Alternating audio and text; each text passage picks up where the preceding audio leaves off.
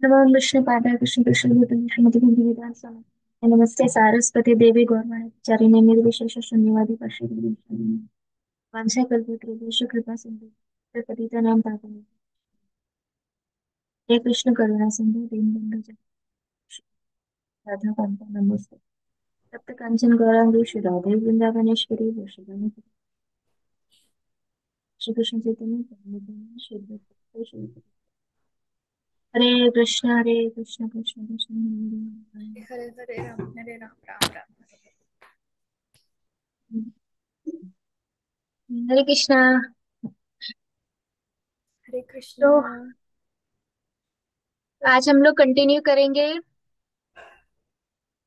ना। कौन बताएगा लास्ट टाइम हमने कहाँ तक किया था? आदमी। पीछे की बैक स्टोरी।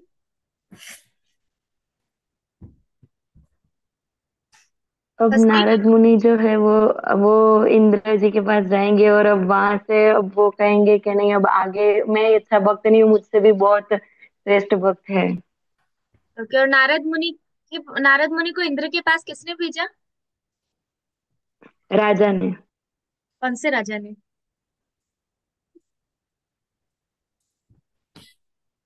राजा का नाम नहीं था शायद।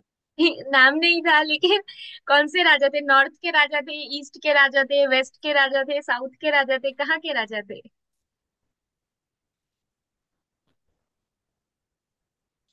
ठीक है, तुम साउथ सोचो। के। मैं सिर्फ पानी का ग्लास लेके आती हूँ, एक सेकेंड।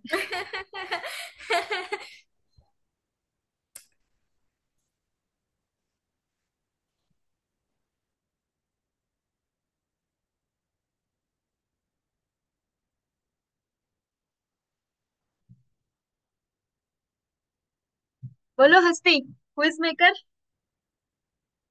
तुम्हारे लिए तुम्हारे लिए क्विज है। शायद साउथ साउथ के थे। शायद नहीं, साउथ के ही थे। द्रविड़। द्रविड़ उसमें नाम आया था ना, द्रविड़ देश के मतलब साउथ के। द्रविड़ मतलब साउथ। ओके ठीक है। तो सबसे पहले नारद मुनि गए थे ब्राह्मण के पास। फिर ब्राह्मण ने उनको भेजा वो राजा के पास। राजा ने उनको भेजा कि राजा ने बोला हम तो पृथ्वी लोक पे रहते हैं, आप पृथ्वी पे मत जाओ, आप स्वर्ग में जाओ। स्वर्ग के मैं तो ये पृथ्वी लोक के एक छोटे से हिस्से का राजा हूँ। आप पूरे के पूरे जो त्रिलोक के राजा है, पूरे स्वर्ग के राजा हैं इंद्र, आप उनके पास जाओ। उनके पास इतना ऐश्वर्य है। वास्तविक कृपा तो इंद्र के ऊपर है। वो भी छोड़ो, वो बोलते हैं कि भगवान स्वयं इंद्र के छोटे भाई बन के इंद्र के साथ रहते हैं वामन देव के रूप में। तो ऐसा बोल के नारद मुनि फिर वहां से किसके पास जाते हैं? इंद्र के पास। अब इंद्र के पास वो जा रहे हैं तो लेकिन जैसे ही वो इंद्र की सभा में पहुंचते हैं तो क्या देखते हैं कि वहां पे भगवान वामन देव का वर्शिप चल रहा है। सभी लोग भगवान का ग्लोरिफिकेशन कर रहे हैं। भगवान सेंटर में बैठे हैं और आजू बाजू में सभी देवी देवता भगवान की पूजा कर रहे हैं। तो ये देखने के बाद नारद मुनि बहुत दूर खड़े रहते हैं, बीच में डिस्टर्ब नहीं करते। फिर जो भगवान वामन है वो जो भी उनको पूजा की जाती है, वर्शिप की जाती है, ऑफरिंग दी जाती है, भगवान स्वीकार करके चले जाते हैं। जब वो चले जाते हैं उसके बाद फिर जो नारद मुनि है वो इंद्र के पास आते हैं और इंद्र का ग्लोरिफिकेशन करते हैं कि आप तो जो खाते हो वो अमृत होता है। और फिर भगवान आपके भाई की तरह रह रहे हैं, भगवान हमेशा आपकी रक्षा करते हैं। आपको तो यहाँ पे कभी मृत्यु नहीं होती, बहुत सारे ऐसे बहुत सारा ग्लोरिफिकेशन करते हैं।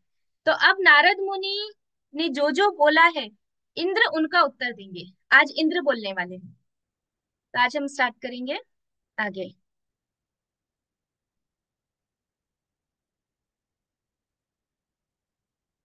ठीक है, मैं डायरेक्ट मीनिंग ही पढ़ रही हूँ क्योंकि इसमें बहुत सारे श्लोका है। बीच बीच में जो ऐसा लगेगा बहुत इंपॉर्टेंट है वो हम श्लोका ले लेंगे। तब आगे इंद्र ने क्या किया? जैसे ही भगवान ने सब कुछ, नारद मुनि ने सब कुछ बोला तो इंद्र ने उनको बिठाया।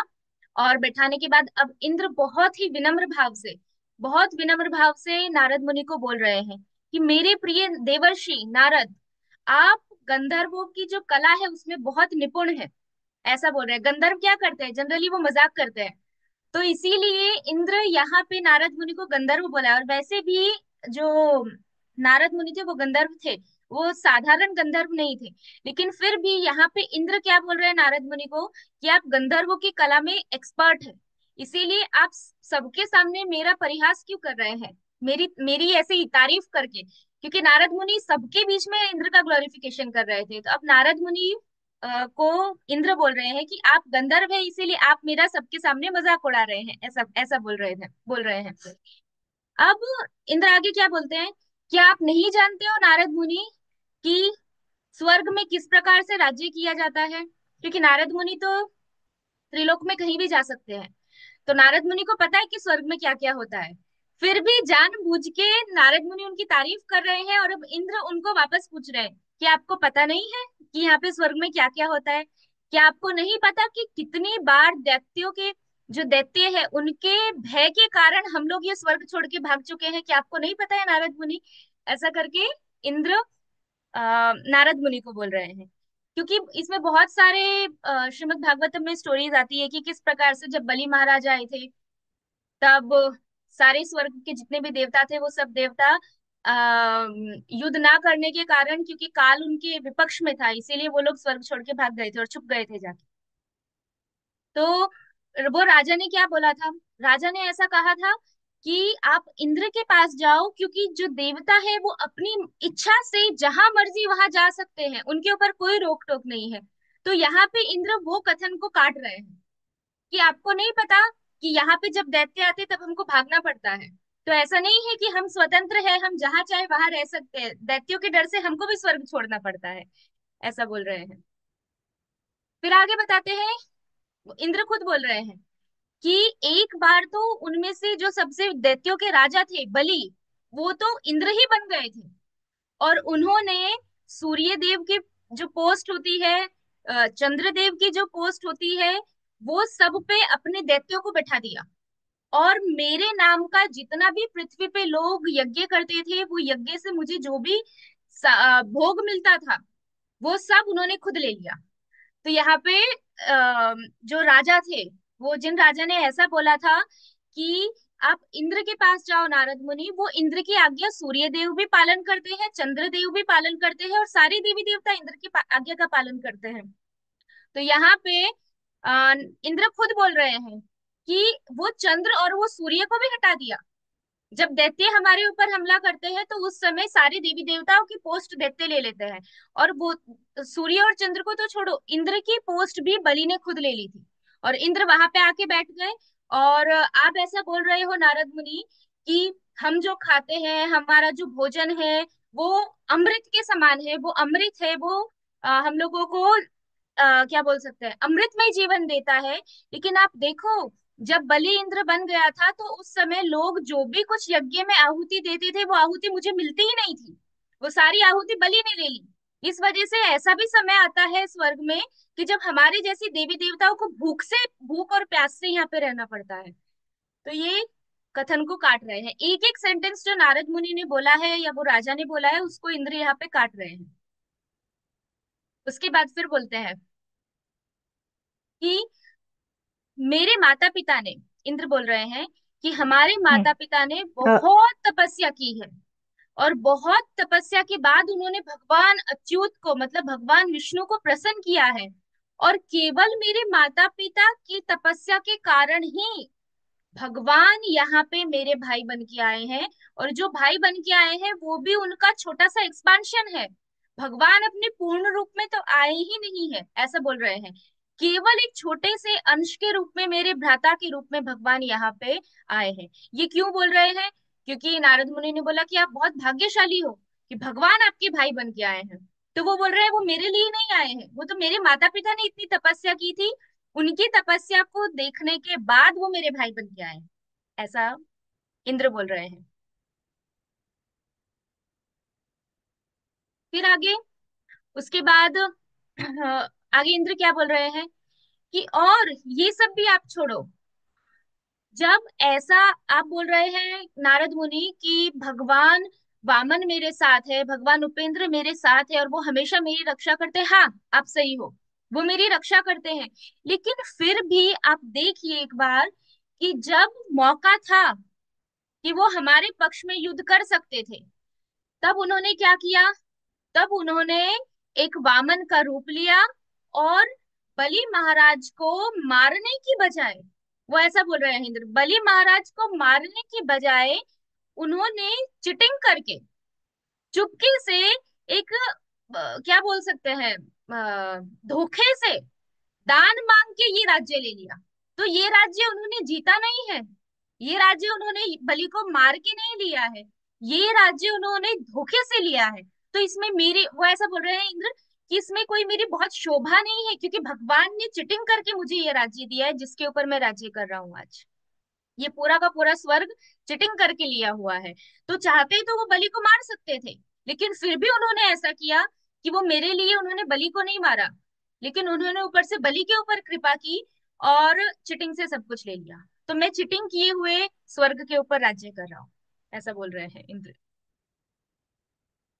फिर उसके बाद बोलते हैं कि हम स्वर्ग के जितने भी लोग हैं, इंद्र बता रहे हैं कि हम सभी स्वर्गवासियों में, हमें ध्यान रखना चाहिए कि हम यहाँ पे कौन बोल रहे हैं, स्वर्ग के राजा। तो जो लोग बोलते हैं कि स्वर्ग जाना है, स्वर्ग बहुत अच्छा है, तो वहां के लोगों का क्या क्या स्तर होगा जब यहाँ पे खुद स्वयं इंद्रदेव जो स्वर्ग के राजा है वो ये सारी कमी बता रहे हैं। तो इंद्र क्या बोल रहे हैं कि हम जितने भी स्वर्ग के लोग हैं, स्वर्गवासी लिखते हैं ना स्वर्गवासी ऐसा, तो वो बोल रहे हैं कि हम सभी स्वर्ग के लोगों में कुछ ना कुछ कमियां हैं। जैसे कि हम में द्वेष भाव है, हम में बदला लेने की इच्छा है। ऐसा कौन बोल रहे हैं, इंद्र बोल रहे हैं। फिर आगे क्या बोलते हैं कि हमने, वो तो छोड़ो, हमने ब्राह्मण की हत्या जैसे एकदम गिरे से गिरे हुए कर्म हम लोगों ने किए हैं। हम देवता है लेकिन फिर भी हमने ब्राह्मण हत्या तक की है, और ब्राह्मण हत्या करने के बाद उसका जो पाप है वो पाप भी हमको भोगना पड़ता है। तो हम कांस्टेंट, फिर आगे क्या बोल रहे हैं कि हम लगातार, हम बस यही सोच में रहते हैं कि अरे कहीं कोई और इंद्र तो नहीं बन जाएगा, कोई हमारी पोस्ट तो नहीं छीन लेगा, कोई और देवता तो नहीं आ जाएगा, दैत्य तो नहीं आ जाएंगे, हमको आहुति मिलेगी या नहीं मिलेगी। तो हम कांस्टेंट यही चीज सोचते रहते हैं, इंद्र ऐसा बता रहे हैं। फिर पूछ रहे हैं कि अब आप ही बताओ नारद मुनि, जब हम में इतने सारे अवगुण हैं, हम पाप कर्म भी करते हैं, हमें भय भी है, तो फिर हम वास्तव में, हमारे अंदर सुख कहाँ है? आप बोल रहे हो कि हम सुख का अनुभव करते हैं, हम एंजॉय करते हैं, हम कहाँ एंजॉय कर रहे हैं, इसमें तो कोई एंजॉयमेंट नहीं है, ऐसा इंद्र बोल रहे हैं। क्योंकि वो राजा ने क्या बोला था, राजा ने कहा था कि देवता हमेशा, हम बारिश, बारिश चालू हो गई, कुछ भी चालू हो जाता है। आ, राजा ने ऐसा कहा था कि देवता की सभी मनुष्य जो पृथ्वी पे है वो लोग देवताओं की पूजा करते हैं, क्योंकि देवता हमेशा सतुगुण में स्थित रहते हैं, और देवता कोई पाप नहीं करते, ऐसा वो राजा के शब्द थे। तो अब यहाँ पे इंद्र ने वो सारी चीजों को काटा है कि हम हमेशा सतोगुण में नहीं रहते, हम में कभी कभी रजोगुण और तमोगुण भी आ जाता है, इसी वजह से हम में द्वेष भाव आ जाता है, बदला लेने की भावना आ जाती है। फिर बोलते हैं कि वो पाप पाप रहित है, तो इंद्र बोल रहे हैं नहीं, हम पाप भी करते हैं, जैसे हमने कई बार ब्राह्मणों को मारा है। किसको, कौन, कोई बताएगा कि कौन कौन से ब्राह्मण को देवताओं ने मारा है, या इंद्र ने, स्पेसिफिकली इंद्र ने?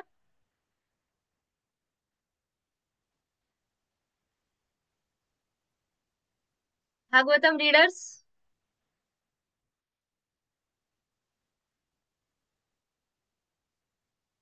ओके, विश्वरूप को मारा है।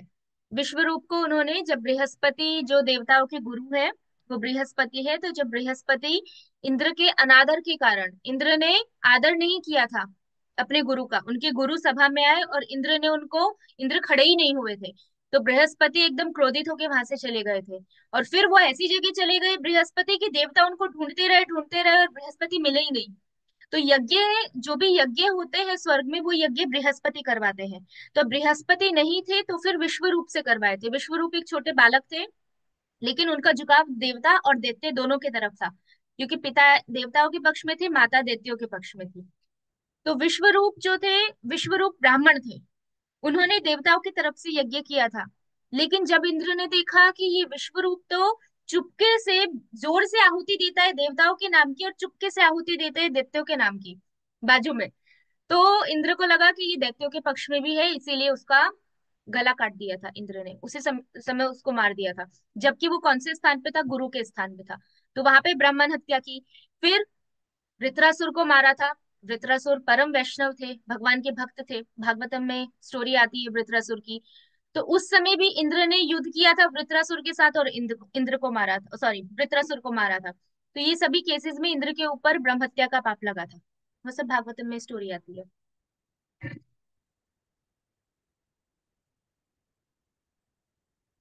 और फिर आगे राजा ने बोला था कि देवताओं का जो शरीर है वो तेजोमय है, वो कभी अपनी उससे गिरते नहीं है। तो यहाँ पे इंद्र ऐसा बोल रहे हैं कि ऐसा नहीं है, हम तो अपनी पोस्ट से बार बार गिर जाते हैं। कुछ भी होता है, कोई भी आता है हमको भगा देता है तो हम भाग जाते हैं, फिर हमारी पोस्ट पे कोई और बैठ जाता है, फिर हम युद्ध करते हैं, फिर अपनी पोस्ट वापस लेते हैं। तो हम हमारी पोस्ट जो है वो बार बार अप डाउन होती रहती है। ऐसा इंद्र बता रहे हैं। आगे फिर इंद्र बोलते हैं। हम्म। फिर आगे बताते हैं कि और आपको पता होना चाहिए नारद मुनि कि मेरे भाई भगवान उपेंद्र, उपेंद्र मतलब इंद्र के छोटे भाई, वामन देव, बोल रहे हैं कि भगवान वामन देव ने जानबूझ के उन्होंने मुझे नीचे रखा। और कैसे उन्होंने मुझे नीचा दिखाया, कि उन्होंने मेरे स्वर्ग से जो इंद्र का जो स्वर्ग है और जहाँ पे सारी मीटिंग होती है, जो हॉल होता है जहाँ पे सारी मीटिंग होती है, उसका नाम है सुधर्मा, सुधर्मा सभा, जो स्वर्ग की सभा है। तो भगवान ने जब द्वारिका का निर्माण किया तो वहां से सुधर्मा सभा ले आए थे। तो इंद्र की सभा द्वारका में आ गई थी। तो इंद्र ऐसा बोल रहे हैं कि भगवान ने जानबूझ के मुझे नीचा दिखाया, और यहाँ स्वर्ग से जो सुधर्मा सभा थी उसको नीचे ले गए, और यहाँ स्वर्ग का जो पारिजात फूल था वो भी नीचे ले गए। तो आप ऐसा बोल रहे हो क्योंकि यहाँ पे नारद मुनि ने क्या बोला था कि इंद्र, आपके स्वर्ग में कितने अच्छे अच्छे फूल है, जैसे पारिजात का फूल है जो सभी इच्छाओं को पूरा कर देता है। तो इंद्र क्या बोल रहे हैं कि आप पारिजात का फूल तो छोड़ो, भगवान उसको उठा के भी नीचे ले गए थे। तो पारिजात का फूल सिर्फ स्वर्ग में नहीं है, उसको तो भगवान ने लिया और नीचे ले गए। फिर ऐसा भी बोला था कि आपकी जो सभा है, सभा का बहुत तारीफ किया था, तो भगवान इंद्र बोल रहे हैं कि वो सभा भी भगवान ले गए। तो यहाँ पे स्वर्ग में कुछ नहीं है, आप जो सोच रहे हैं ऐसा स्वर्ग में कुछ भी नहीं है। उसके बाद फिर आगे बताते हैं। अभी अभी इंद्र भगवान के बारे में ही बोल रहे हैं। फिर बोल रहे हैं कि भगवान ने, अगर आपको पता हो तो, नारद मुनि को बोल रहे हैं कि आपको पता है कि जब ब्रजवासियों ने मेरी पूजा की थी तो उस समय भगवान ने क्या किया। उस समय उन्होंने सारी की सारी आहुति जो यज्ञ में मुझे मिलने वाली थी, उन्होंने वो सारी की सारी गिरिराज जी को दे दी। और उन्होंने ब्रजवासियों को बोला कि तुम इंद्र की पूजा मत करो, तुम गिरिराज की पूजा करो। तो अगर भगवान की कृपा मेरे ऊपर होती तो भगवान ऐसा नहीं करते, लेकिन मेरे ऊपर भगवान की कृपा नहीं है, इसीलिए भगवान ने मेरी पूजा बंद करवा के गिरिराज जी की पूजा स्टार्ट करवा दी। तो मेरे ऊपर कृपा नहीं है। फिर आगे बोलते हैं कि उन्होंने जो मेरा सबसे प्रिय जो मेरा वन था, खांडव, तो बोलते हैं खांडव वन जो था, जो मुझे इतना प्रिय था, भगवान ने केवल अग्नि के, जो भूख है, अग्नि को बहुत भूख लगी थी, अग्नि की वो जो भूख है उसको बुझाने के लिए भगवान ने मेरा पूरा का पूरा खांडव वन जला दिया। और वो भी किसकी सहायता से, मेरे ही पुत्र अर्जुन की सहायता से। तो अब आप बताओ नारद मुनि कि भगवान की कृपा मेरे ऊपर कैसे हो सकती है। भगवान ने वही किया है जो उनको करना है और जिसमें मेरा नुकसान है। यहाँ पे इन दी सेंस ये बताना चाहते हैं कि भगवान ने हर जगह मुझे पीछे ही रखा है। ऐसा इंद्र बोल रहे हैं। फिर आगे बताते हैं कि अब वो भी छोड़ो आप, जब वृत्रासुर को मारना था, मैं शॉर्ट में बता देती हूँ वृत्रासुर की स्टोरी। तो वृत्रासुर जो थे वो राजा थे पिछले जन्म में, चित्रकेतु महाराज। तो चित्रकेतु महाराज बहुत परम वैष्णव थे, बहुत भक्त थे, बट उन्होंने जाने अनजाने में अपराध कर दिया था शिव जी का और पार्वती देवी का। एक्चुअली में शास्त्र आचार्य बताते हैं उन्होंने कोई अपराध नहीं किया था, लेकिन वो जिस शरीर में थे, चित्रकेतु के शरीर में, उसमें वो गंधर्व का शरीर था। तो उसमें उनको बहुत वर्षों तक वेट करना पड़ता कि वो भगवान के धाम जा सके, वो शरीर खत्म होने के बाद। इसीलिए भगवान ने उनको अपने पास जल्दी बुलाने के लिए ऐसी पूरी फैसिलिटी की कि उनको जल्दी से ऐसा शरीर मिले कि वो फटफट फटफट उसमें अपने काम करे और वापस भगवत धाम आ जाए। तो भगवान की इच्छा से ऐसा हुआ, क्योंकि वैष्णव कभी अपराध नहीं करते। तो चित्रकेतु महाराज ने ऐसे ही शिव जी का अपराध किया था, क्योंकि वो पार्वती जी को अपनी गोदी में बिठा के बैठे थे। और सामने बहुत सारे ऋषि मुनि थे। तो ऐसा बोला था कि अरे आप इतने सारी सभा के सामने पार्वती जी को ऐसे अपने पाँव पे बिठाया हुआ है आपने, जस्ट ऐसे मजाक में बोला था। शिव जी ने कुछ भी नहीं बोला, शिव जी हंस रहे थे क्योंकि शिव जी को पता था कि चित्रकेतु महाराज जो है वो वैष्णव है। इसीलिए उन्होंने भी परिहास रूप में ही उनको उनकी तरफ स्माइल किया, लेकिन पार्वती जी को बुरा लग गया। स्त्रियों को जल्दी बुरा लग जाता है। तो पार्वती जी को बुरा लगा तो पार्वती जी ने तुरंत उनको श्राप दे दिया। तो वहां बताते हैं भागवतम में कि चित्रकेतु महाराज के पास इतनी क्षमता थी कि वो वापस भी श्राप दे सकते थे या तो फिर पार्वती जी के श्राप को वो काट सकते थे। लेकिन फिर भी चित्रकेतु महाराज भी चाहते थे कि उनका ये जो जन्म है वो जल्दी खत्म हो और वो भगवान के पास जाए, इसीलिए उन्होंने बहुत अच्छे से पार्वती माता का जो श्राप है उसको स्वीकार कर लिया। और उनको श्राप ये मिला था कि वो उनको असुर का शरीर मिलेगा। तो इस तरीके से वृत्रासुर आए, और वृत्रासुर भी कैसे कि इंद्र का मंत्र उच्चारण गलत हो गया था। उनको ऐसा, इंद्र का नहीं ब्राह्मणों का, ऐसा क्या बोलते हैं, असुर लाने के लिए यज्ञ किया गया था जो इंद्र को मारे। लेकिन गलती से एक बार आगे पीछे होने की वजह से इस तरीके से मंत्र उच्चारण हुआ कि जो इंद्र के द्वारा मरे, इस प्रकार का असुर पैदा हो। तो उसमें से वृत्रासुर पैदा हुए। और फिर वृत्रासुर को मारने के लिए क्योंकि वृत्रासुर थे तो असुर, तो उन्होंने एक बार क्या किया था, ऋग्वेद में ऐसा स्टोरी आती है कि उन्होंने देवताओं को परेशान किया था। और पूरा का पूरा जो क्या बोलते हैं सागर थे, वो सारी जितने भी सागर थे वो सबको कहाँ पे कर दिया था, ये पहाड़ के अंदर कैद कर दिया था, तो कहीं पानी नहीं बचा था। तो उस समय इंद्र ने सहायता की थी और उन्होंने पानी को वापस वहां से छुड़वाया था। ये एक कथा आती है ऋग्वेद में। तो अब यहाँ पे वो ही वृत्रासुर की वजह से भी सभी देवी देवता परेशान थे।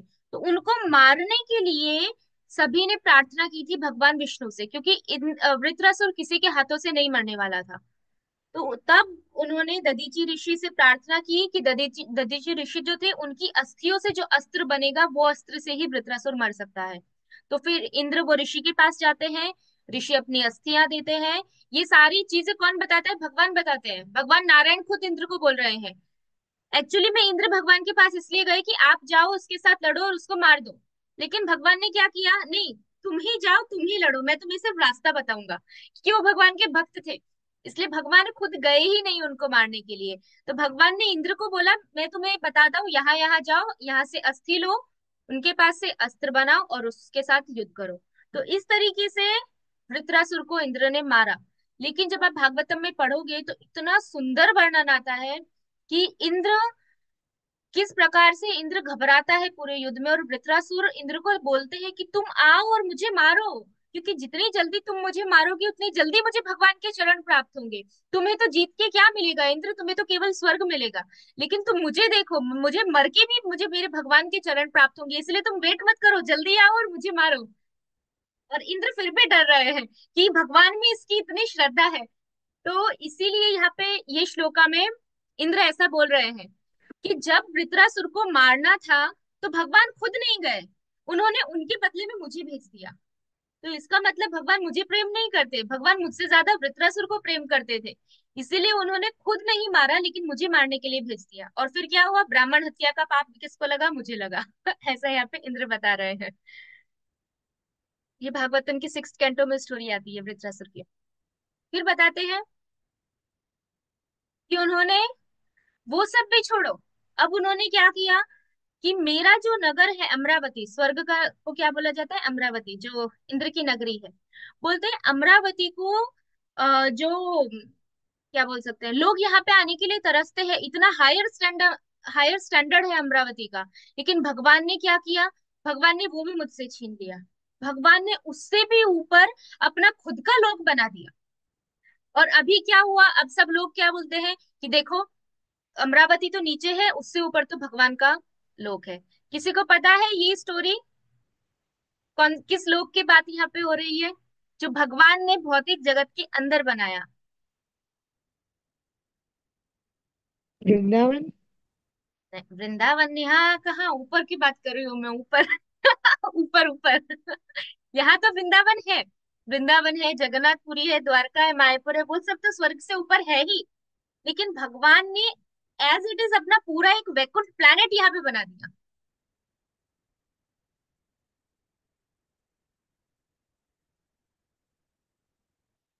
कुछ पता है नाम? ओके।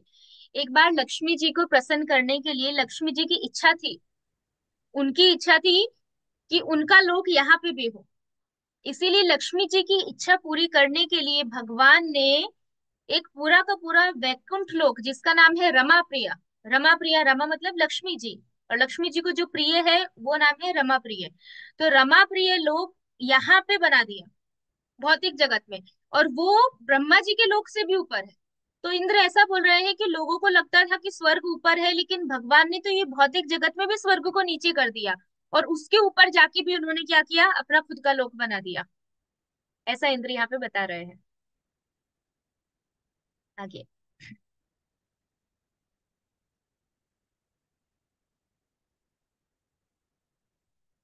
अभी यहाँ पे ना सनातन गोस्वामी एक बहुत अच्छी बात बता रहे हैं। वो ऐसा बोल रहे हैं एक सेकेंड। सनातन गोस्वामी ऐसा बता रहे हैं कि जिस भगवान ने ये लोक बनाया, भगवान वैकुंठ, भगवान तो एक ही है, लेकिन भगवान फिर भी अलग अलग, भगवान के अलग अलग नाम है, भगवान के अलग अलग लोक है। फॉर एग्जाम्पल, गजेंद्र, गजेंद्र को भगवान, जिन भगवान विष्णु ने गजेंद्र की रक्षा की थी उनका नाम था हरि। जिन भगवान ने ध्रुव महाराज के सामने जो भगवान विष्णु प्रकट हुए थे उनका नाम था कृष्णी गर्भ। वैसे ही भगवान के अलग अलग नाम है, बट है भगवान विष्णु। तो यहाँ पे भी जिन भगवान ने ये वैकुंठ लोक बनाया उनका नाम क्या है, वैकुंठ। भगवान ही वैकुंठ है, उनका नाम ही वैकुंठ है। तो भगवान वैकुंठ जो है वो एक्चुअली में प्रकट हुए थे 5वें मनवंतर में। और ये जो इंद्र है वो कौन से मनवंतर में है, वो अभी 7वें मनवंतर में है। तो यहाँ पे सनातन गोस्वामी बताते हैं कि दो चीज हो सकती है। या तो क्योंकि ब्रह्मा जी के एक दिन में कितने मनवंतर आते हैं, 14, बराबर। 14 मनवंतर, पहला, दूसरा, तीसरा, चौथा, पांचवा, छठा, ऐसे करके टोटल 14 मनवंतर आते हैं, जिसमें से भी 7वां मनवंतर चल रहा है अब। और एक मनवंतर में कितने चतुर्युग होते हैं, 71 चतुर्युग होते हैं। ठीक है। तो अब यहाँ पे क्योंकि भगवान वैकुंठ तो 5वें मनवंतर में आए थे, और इंद्र अभी 7वें मनवंतर में है। तो इंद्र कैसे मिला होगा वो भगवान को, क्योंकि हर मनवंतर के इंद्र अलग होते हैं। अभी ये 7वें मनवंतर के जो इंद्र है, छठे मनवंतर में या 5वें मनवंतर में वो इंद्र नहीं थे, तब कोई और इंद्र था। तो सनातन गोस्वामी बता रहे हैं कि दो पॉसिबिलिटी हो सकती है। पहली ये हो सकती है कि ब्रह्मा जी के पिछले दिन में, जो ब्रह्मा जी का पिछला दिन था, और वो पिछले दिन में जो 7वां मनवंतर था, वो 7वें मनवंतर में आ, ये क्या बोलते हैं, इंद्र जो है वो भगवान वैकुंठ को मिले होंगे। या तो फिर क्या हो सकता है कि दूसरी पॉसिबिलिटी ये हो सकती है कि 5वें मनवंतर में केवल भगवान वैकुंठ ने ये संकल्प लिया होगा कि जब वो प्रकट हुए थे कि मैं इस प्रकार का लोक बनाऊंगा, और अभी 7वें मनवंतर में उन्होंने वास्तव में वो रामप्रिया, रमा प्रिया करके जो लोक है वो बना दिया। तो ये दो पॉसिबिलिटी सनातन गोस्वामी बताते हैं कि इसीलिए इंद्र भगवान वैकुंठ को जानते हैं। दो में से कोई एक कारण हो सकता है। फिर आगे इंद्र बोलते हैं, अब इंद्र क्या बोल रहे हैं, एक सेकेंड। अब आगे इंद्र क्या बोल रहे हैं कि भगवान, आपको ऐसा लगता है नारद मुनि, आप बोल रहे हो कि मैं भगवान को जो भी ऑफर करता हूँ भगवान स्वीकार कर लेते हैं, लेकिन आपको पता नहीं है कि भगवान हमारी पूजा स्वीकार तो कर रहे हैं, हमारी मतलब देवताओं की, हमारी पूजा स्वीकार तो कर रहे हैं, लेकिन उसके पीछे के दो कारण हैं। पहला कारण ये है कि मेरे जो माता पिता है, मेरे माता पिता का भगवान के प्रति बहुत डिवोशन है, तो वो डिवोशन के कारण भगवान हमारी पूजा स्वीकार कर रहे हैं। और दूसरा कारण ये है कि हमारे जो गुरु है, कौन है देवताओं के गुरु, बृहस्पति। तो बोल रहे हैं कि बृहस्पति के कारण और मेरे माता पिता के डिवोशन के कारण, उनकी भक्ति के कारण भगवान हमारी पूजा स्वीकार कर रहे हैं। वरना आप खुद देखो, आपने अभी देखा कि जैसे ही भगवान को हम सब कुछ अर्पण करते हैं, भगवान अपनी ऑफरिंग्स लेते हैं और चले जाते हैं। वो कभी मेरे पास रुकते ही नहीं है। अगर उनकी कृपा मेरे ऊपर होती तो वो मेरे पास रुकते, लेकिन वो क्या करते हैं, वो आते हैं, सब उनको ऑफरिंग्स करते हैं, भगवान का ग्लोरिफिकेशन करते हैं, भगवान को जो भी अर्पण करना है वो अर्पण करते हैं, और भगवान उसको लेते हैं और चले जाते हैं। लेकिन भगवान कभी भी पर्सनली मेरे पास नहीं रुकते। इसीलिए नारद मुनि, मेरे ऊपर भगवान की कृपा नहीं है। ओके, इंद्र के माता पिता कौन है? क्वेश्चन। हस्ती। तुम सबको क्विज देती हो इसलिए मैं तुमको पूछ रही हूँ। इंद्र के माता पिता कौन है?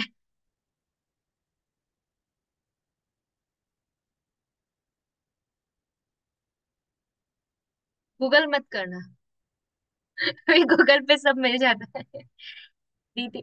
नहीं, दीति तो दैत्यों की माता है। कश्यप ऋषि, शायद। हाँ। कश्यप ऋषि। हाँ, कश्यप और अदिति। कश्यप ऋषि जो है वो पिता है, और अदिति जो है वो माता है। और जो उनकी कश्यप ऋषि की, दीति तो शायद माता जी वो प्रहलाद महाराज, हिरण्य कश्यपु के हाँ, माता जी। दीति जो है वो दैत्यों की माता है, अदिति जो है वो देवताओं की माता है। तो सारी देवताओं, जितने भी देवता है वो सभी अदिति के पुत्र है। और सारे असुर दैत्य जो है वो दिति के पुत्र है। तो हिरण्यकशिपु और हिरण्याक्ष वो दिति के पुत्र थे। और अदिति के इंद्र, भगवान वामन देव, वो सब अदिति के पुत्र हैं। और पिता कौन है? कश्यप मुनि। यस। तो माता तो जी, गरुड़ जी के माता भी अदिति ही है ना? हाँ, देवताओं में आते हैं ना गरुड़ जी भी। यस। अच्छा। यहाँ पे बोला है कि कश्यप मुनि और अदिति भगवान के इतने बड़े भक्त थे कि वो हमेशा भगवान की वर्शिप करते थे। तो भगवान उनसे इतने प्रसन्न थे, इतने प्रसन्न थे कि उनकी इच्छा पूरी करने के लिए भगवान ने वामन का रूप लिया। और भगवान उनकी इच्छा पूरी करने के लिए स्वर्ग में जाते हैं, और देवी देवताओं की जो आहुति है वो स्वीकार करते हैं। तो इंद्र यहाँ पे ये बोल रहा है कि जो राजा है वो ऐसा बोलते हैं कि भगवान बहुत खुशी खुशी इंद्र की ऑफरिंग स्वीकार करते हैं, तो वो मेरी ऑफरिंग स्वीकार नहीं करते, वो मेरे माता पिता का स्वीकार करते हैं। और मेरे जो गुरु है बृहस्पति, उनका स्वीकार करते हैं। उसके बाद बोलते हैं। हम्म। एक सेकंड। फिर बोल रहे हैं, इंद्र बता रहे हैं कि अब जब भगवान आहुति ले लेते हैं, ऑफरिंग्स ले लेते हैं, उनको जो अर्पण करते हैं वो ले लेते हैं, फिर भगवान चले जाते हैं। बोलती है, और फिर वो जाने के बाद अचानक से वापस आते हैं। इंद्र बता रहे हैं। और जैसे ही वो अचानक से वापस आते हैं, और मैं उनको बोलता हूँ कि आपकी बहुत कृपा है हमारे ऊपर, कि हमने आपको जो भी ऑफर किया आपने बहुत प्रेम से उसको स्वीकार किया। ऐसा हम जब, इंद्र बता रहे हैं कि जब भी हम ऐसा भगवान को बोलते हैं, तो भगवान बहुत, कैसे बोलते हैं, बहुत चतुरता से, और बहुत लाइक हम बोलते हैं हाँ ठीक है कर लो, वो भी है, ऐसा करके बोलते हैं ना। तो मतलब किसी को जानबूझ के ऐसे टॉन्ट मारने की तरह बोल सकते हैं ऐसा। तो भगवान ऐसे मतलब एक चतुरता, चिटिंग वे में क्या बोलते हैं इंद्र को, कि हाँ मैंने तो स्वीकार किया, लेकिन जब मैं यहाँ पे नहीं हूँ तुम्हारी ये सारी ऑफरिंग स्वीकार करने के लिए, ऑफरिंग का मतलब भगवान की पूजा करना, भगवान को कुछ भी अर्पण करना, उसको ऑफरिंग बोलते हैं। तो बोलते हैं जब भी मैं ये यहाँ पे नहीं हूँ, तो तुम ब्रह्मा जी की पूजा कर सकते हो, तुम शिव जी की पूजा कर सकते हो, वो भी मुझसे अलग थोड़ी है। तो भगवान किस सेंस में बोल रहे हैं, एक टॉन्ट, टॉन्ट की तरह बोल रहे हैं कि ठीक है अभी तो मैंने किया है, जब मैं नहीं हूं तो कोई बात नहीं, ब्रह्मा जी को कर देना, शिव जी को कर देना, वो भी तो मेरे जैसे ही है। ऐसा करके भगवान इंद्र को बोलते हैं। इंद्र खुद बता रहे हैं कि भगवान ऐसा मुझे टॉन्ट मार के जाते हैं।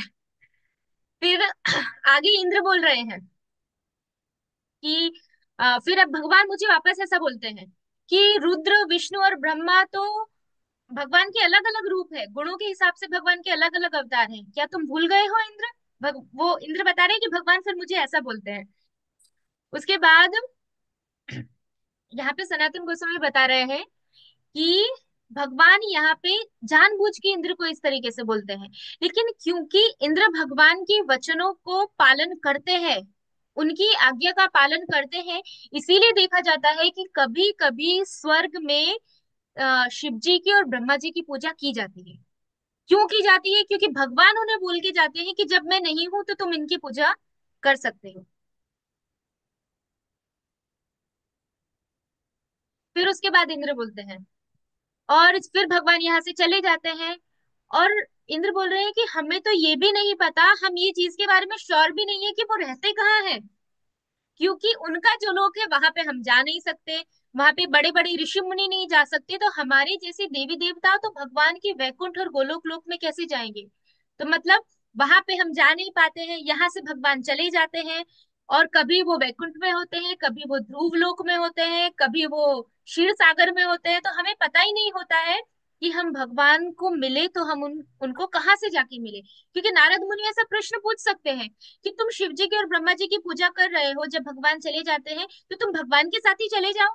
तो उसके उत्तर में फिर यहाँ पे ये उत्तर दे रहे हैं इंद्र कि हमें पता ही नहीं है कि वो कहाँ पे होते हैं। कभी वो वैकुंठ में होते हैं, कभी ध्रुव लोक में, कभी क्षीर सागर में, तो हम उनके पास जाएं कैसे। फिर आगे इंद्र बोल रहे हैं, और अभी बोल रहे हैं अभी वो द्वारका में है। ये कौन सी बात चल रही है, जब ये सारी लीला हो रही है उस टाइम पे भगवान की द्वारका लीला चल रही है, मतलब भगवान नीचे पृथ्वी लोक पे द्वारका में है। और इंद्र और नारद मुनि स्वर्ग में ये बातें कर रहे हैं कि अभी भगवान द्वारका में है। तो इंद्र बोल रहे हैं कि अभी वो द्वारका में है, लेकिन वो भी निश्चित नहीं है कि वो भी द्वारका में मिलेंगे या नहीं मिलेंगे। क्यों? क्योंकि कभी वो पांडवों के घर चले जाते हैं, कभी वो मथुरा चले जाते हैं, कभी वो गोकुल चले जाते हैं, तो हम उनको पृथ्वी लोक पे भी नहीं ढूंढ पाते कि वो कहाँ पे है। मैंने एक लेक्चर में सुना था कि देवी देवताओं के सामने, ब्रह्मा जी के सामने, क्योंकि ब्रह्मा जी की आयुष्य कितनी बड़ी है, वो ब्रह्मा जी की आयुष्य के सामने ये पृथ्वी लोक के 100 साल कितने कम है। अनइमेजिनेबल। एक मनुष्य की लाइफ 100 ईयर्स होती है, तो 100 150 साल ब्रह्मा जी की सामने कुछ भी नहीं है, क्योंकि वो ब्रह्मा जी का तो मैं अभी पूरा कैलकुलेशन नहीं बताऊंगी, बट वो हमारे कंपेयर में तो इट इज अनलिमिटेड ईयर्स। तो इतनी लंबी आयुष है, और वो छोटे से 100 साल कि ब्रह्मा जी की पूरी पलक भी नहीं झपकती है, उतनी देर में तो यहाँ पृथ्वी लोक के 100 साल निकल जाते हैं, 100 क्या हजारों साल निकल जाते हैं। और उसमें इतने से टाइम पीरियड के लिए यहाँ पे भगवान प्रकट हुए। तो हम लोग जो पृथ्वी लोक वाले हैं, इसीलिए शास्त्रों में बोला है कि जो पृथ्वी लोक के मनुष्य है वो बहुत भाग्यशाली है, क्योंकि वो भगवान की लीलाओं का आस्वादन कर सकते हैं, भगवान को देख सकते हैं। जैसे जब भगवान यहाँ पे आए थे वृंदावन में, द्वारका में, तो लोगों ने भगवान के साथ टाइम स्पेंड किया था। लेकिन देवी देवता, ब्रह्मा जी, उनका तो फ्रैक्शन ऑफ सेकंड में जस्ट ऐसे हुआ, भगवान आए, लीला खत्म की और चले गए। तो वो लोग ढंग से भगवान के दर्शन भी नहीं कर पा रहे थे। तो ये मनुष्य शरीर का सौभाग्य है कि भगवान ने यहाँ पे आके लीला की, और हमारे, हम तो नहीं, हम भी होंगे किसी फॉर्म में तो होंगे जब भगवान आए। पता नहीं, कोई पत्ता, पेड़ पौधा, या पता नहीं, बहुत दुर्भाग्यशाली होंगे तो पृथ्वी के कौन से कोने में होंगे भगवान जाने। लेकिन थे, उस टाइम थे तभी अभी तक है। अभी तक भगवत धाम गए नहीं है। मतलब भगवान को देखा ही नहीं होगा, इसीलिए भगवत धाम नहीं गए अभी तक। तो यहाँ पे इंद्र बता रहे हैं कि भगवान अभी भी द्वारिका में है, लेकिन जरूरी नहीं है वो द्वारिका में मिले। अगर हम उनको मिलने द्वारिका गए तो पता चला वो तो हस्तिनापुर में है, और हम हस्तिनापुर गए तो पता चला वो तो मथुरा चले गए। इसलिए भगवान हमेशा अपने भक्तों के यहाँ घूमते रहते हैं। फिर आगे बोल रहे हैं कि और मथुरा में भी छोड़ो, अगर हम मथुरा में जाते हैं तो कभी पता चलता है कि वो मथुरा की शहर में है, और कभी कभी ऐसा होता है कि वो शहर को छोड़ के गोकुल चले जाते हैं। और वहां गोकुल में इतने सारे वन हैं, वृंदावन, भांडीर वन, इतने सारे वन हैं, तो सब अलग अलग वन में भगवान घूमते रहते हैं। तो हमारे लिए बहुत मुश्किल है कि हम भगवान को पृथ्वी लोक पे भी किसी एक जगह पे ढूंढ सके। ऐसा कौन बोल रहे हैं? इंद्र बोल रहे हैं। हाँ, क्योंकि यहाँ पे बोला है कि जब एक बार नारद मुनि को भगवान इन्होंने भगवान ने नारद मुनि को भेजा था इंद्र के पास कि जाओ, तुम मेरी जो पत्नी है सत्यभामा, उनके लिए पारिजात का फूल लेके आओ। ऐसा करके नारद मुनि को भेजा था ये बात बोलने के लिए इंद्र को। और उस टाइम जो इंद्र थे, वो इंद्र, फिर युद्ध हुआ था भगवान के साथ, इंद्र ने बहुत उससे दिया नहीं था, क्योंकि इंद्र को क्या लगता था कि स्वर्ग के इतने जो प्रेशियस, इतने कीमती जो फूल है, पारिजात का फूल, वो भी अभी उनका जो भाई है कृष्ण, क्योंकि कृष्ण उनके भाई क्यों बोला गया है, क्योंकि भगवान वामन के रूप में उनके भाई के रूप में प्रकट हुए थे। बोलते हैं वो केवल पृथ्वी लोक के वासियों के लिए स्वर्ग की चीजें नीचे लेके जा रहे हैं। तो उस टाइम ये वचन बोले थे इंद्र ने ऐसा कहा था भगवान को कि भगवान जो भौतिक जगत के लोग हैं वो लोगों की संगति के कारण भगवान का पतन हो गया है। सोचो, भगवान डिग्रेड हो गए हैं, ऐसा ये वर्ड्स थे किसके? इंद्र के, कि भगवान दूषित हो गए हैं पृथ्वी लोक की वजह से। और फिर क्या कहा था कि भगवान की इतनी सारी पत्नियां उन्होंने बना ली है अभी पृथ्वी लोक पे जाके, कि वो जाके अपनी पत्नियों के कंट्रोल में हो गए हैं, इसलिए उनकी पत्नियां जो बोलती है कृष्ण वो करते हैं, और ऐसा करके फिर उन्होंने मना कर दिया था। तो ये इंद्र ने भगवान का ऐसे अपराध किया था। और भागवतम में एक जगह वर्णन आता है कि भगवान जब द्वारिका गए उसके बाद भी भगवान वृंदावन गए थे, क्योंकि भागवतम के 10th कैंटो में बहुत डिटेल में ये चीज का वर्णन नहीं है, क्योंकि सुखदेव गोस्वामी के पास केवल 7 दिन थे।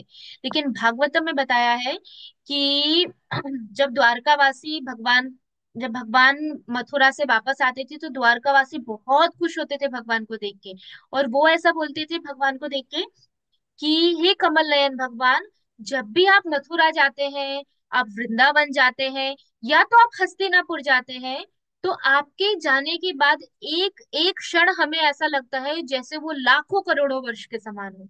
तो यहाँ द्वारकावासी बोल रहे हैं कि भगवान आप मथुरा भी जाते हो, आप वृंदावन भी जाते हो, इसका मतलब भगवान द्वारका से वृंदावन जाते थे। तो यहाँ पे इंद्र का बोलना फिनिश होता है। अभी इंद्र ने अपना सब बता दिया, अपनी स्थिति बता दी कि हमारी देवताओं की, स्वर्ग में जो देवता है उनकी स्थिति ये है। अब कोई गेस करेगा कि इंद्र अभी किसके पास भेजेंगे नारद मुनि को?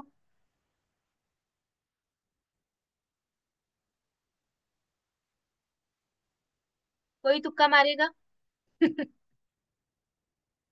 वैकुंठ। नहीं। ब्रह्मा जी। हाँ, शिव जी यस। के। नहीं, ब्रह्मा जी, यस।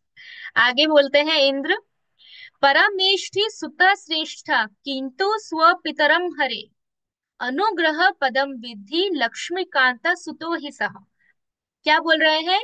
लेकिन नारद मुनि, आपको पता होना चाहिए, क्योंकि क्या बोल रहे हैं नारद मुनि कि आप कौन है? आप ब्रह्मा के सबसे उत्तम, सबसे श्रेष्ठ पुत्र आप है, क्योंकि नारद मुनि भी किसके पुत्र हैं? ब्रह्मा जी के पुत्र हैं। तो बोल रहे हैं कि आप ब्रह्मा जी के पुत्र है, तो इसीलिए आप सबसे श्रेष्ठ पुत्र है। तो आपको पता होना चाहिए कि आपके पिता, आपके स्वयं पिता ब्रह्मा जी, वो ही भगवान की सबसे बड़ी कृपा के पात्र है। वो डायरेक्टली, वो बोल रहे हैं, वो डायरेक्टली ब्रह्मा जी भगवान विष्णु के पुत्र है, जो लक्ष्मी के पति है।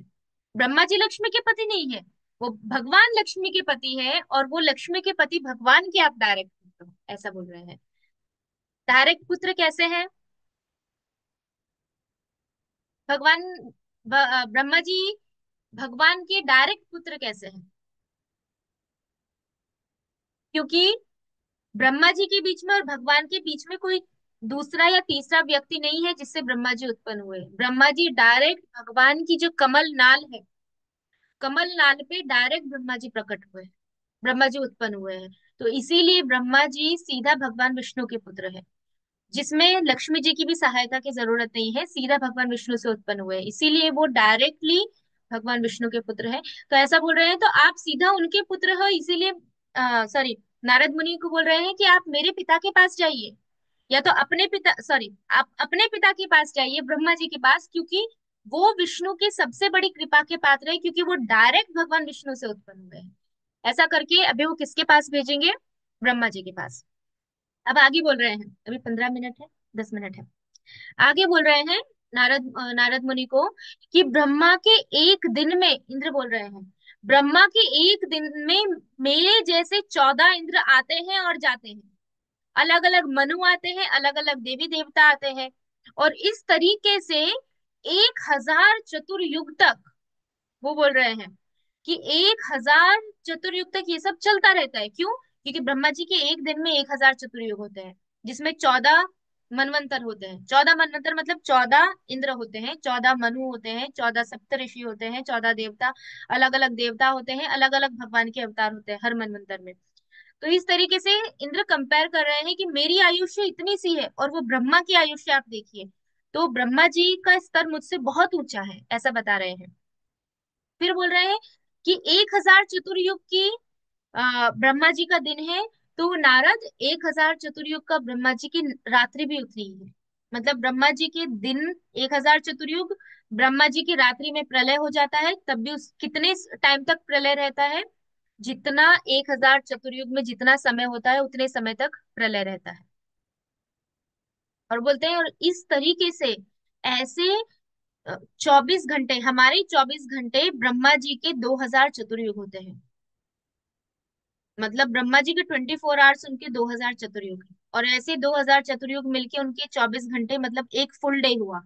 और ऐसे वो 365 डेज होंगे, तब उनका एक साल होगा। और ऐसे 100 साल तक ब्रह्मा जी की आयुष्य होती है। ऐसा इंद्र बता रहे हैं नारद मुनि को।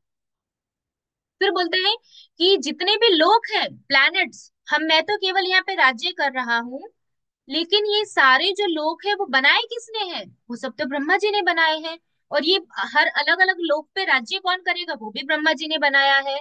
तो इस पूरे के पूरे जगत का जो मेन, जो यहाँ की रक्षा करता है, वो रक्षक कौन है? वो तो ब्रह्मा जी है। हर किसी के कर्मों का फल कौन देगा? वो भी ब्रह्मा जी है। तो बोल रहे हैं, और जब प्रलय हो जाता है तब इस सबको नष्ट कौन करेगा? तो वो भी ब्रह्मा जी है। तो इसीलिए आप मेरे पास मत आइए, मेरे ऊपर भगवान की कोई कृपा नहीं है। अल्टीमेट कृपा तो ब्रह्मा जी के ऊपर है। फिर आगे बताया कि भगवान के अवतार, वो बोल रहे हैं भगवान के वो अवतार, इनका वर्णन भागवतम में आता है कि भगवान के सहस्त्र मुख, सहस्त्र भगवान के मुख है। और वो सहस्त्र मुख वाले जो भगवान के अवतार है, भगवान विष्णु के अवतार है, वो ब्रह्मलोक में रहते हैं। और ब्रह्मा जी उनकी पूजा करते हैं। और वो वहीं पे रहते हैं, और वहां जितने भी ब्रह्मलोक में अलग अलग ब्रह्म ऋषि रहते हैं। तो ब्रह्मा जी अपने दूसरे सभी ब्रह्मलोक के वासियों के साथ, वो जो भगवान है जिनके सहस्त्र मुख है, जिनको महापुरुष बोला जाता है, भगवान उनको, सॉरी, ब्रह्मा जी उनको ऑफरिंग्स देते हैं, भगवान उनके लिए यज्ञ करते हैं, और वो सामने बैठ के वो सारी चीजें स्वीकार करते हैं।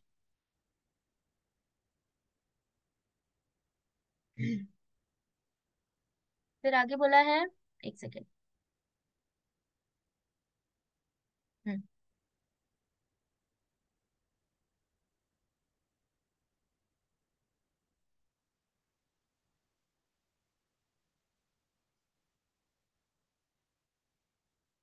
यहाँ पे बताया है, सनातन गोस्वामी बता रहे हैं कि जो भगवान के अवतार सहस्त्र मुख वाले जो ब्रह्मलोक में रहते हैं, उन्होंने बोला है वो भगवान के इनकारनेशन है, भगवान के अवतार है। और उन जो महाविष्णु है, वो महाविष्णु का ही रूप है, वो सहस्त्र मुख वाले जो जिनको महापुरुष बोला गया है। और फिर वो महापुरुष का वापस एक्सपांशन होता है गर्भोदक्षाय विष्णु, और गर्भोदक्षाय विष्णु का एक्सपांशन होता है शिरोदक्षाय विष्णु। तो मतलब महाविष्णु ही सहस्त्र मुख वाले रूप में ब्रह्मा जी के साथ ब्रह्मलोक में रहते हैं। ऐसा कहा है, बताया है यहाँ पे। भागवतम की बहुत सारे रेफरेंसेस दिए हैं।